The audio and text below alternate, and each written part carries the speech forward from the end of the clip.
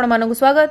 ବାଲିଯାତ୍ରାର ଚାକଚକ୍ୟ ଭିତରେ ଆବର୍ଜନାର ଦୃଶ୍ୟ। ଖାଦ୍ୟ ଷ୍ଟଲ ସାମ୍ନାରେ ଜମୁଛି ଭିଡ଼ ଆଉ ସାମ୍ନାରେ ଗଦା ହୋଇଛି କୁଡ଼ କୁଡ଼ ଅଳିଆ ଆବର୍ଜନା।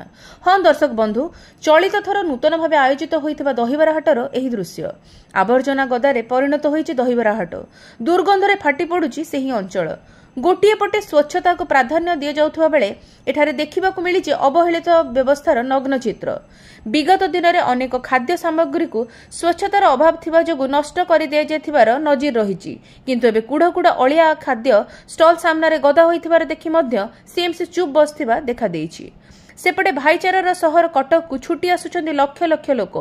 ଏସିଆର ସବୁଠାରୁ ବୃହତ୍ ଖୋଲା ଆକାଶ ତଳେ ବସିଥିବା ମେଳାର ମଜା ଲୁଟିବାକୁ ଯାଉଛନ୍ତି ଦେଶ ବିଦେଶର ଲୋକ।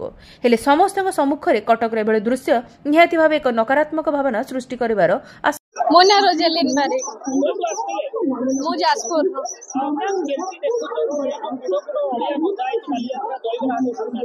ନା ନା, ଏଇଟା ତ ବହୁତ ଖରାପ କଥା, କାରଣ କି ଆମେ ନିଜେ ସଚେତନ ହେବା ନିହାତି ଦରକାର। କାରଣ କି ଏସବୁ ଜାଗାକୁ ଆମ ନିଜ ଦେହ ବି ଖରାପ ହବ।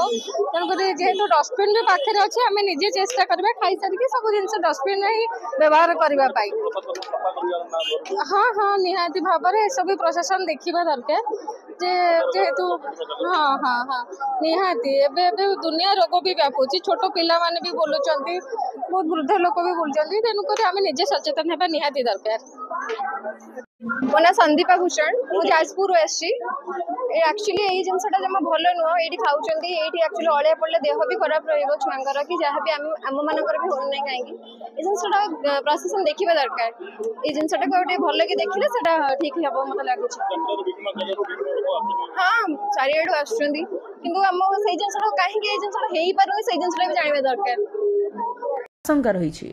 Bureau report, Kalantar news.